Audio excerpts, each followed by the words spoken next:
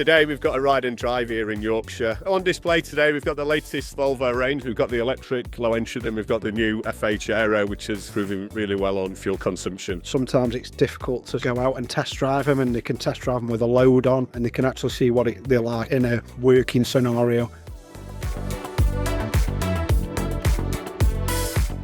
Volvo's launched a full range of electric products, really taking the lead and stepping the change in electrification.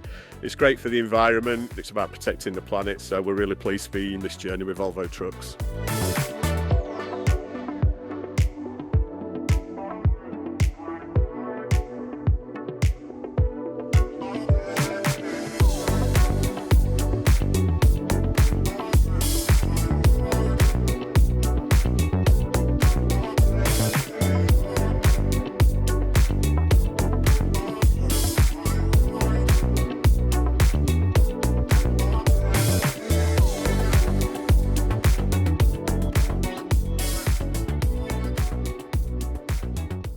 I'd just like to thank all our customers for coming and getting involved and enjoying the experience with us.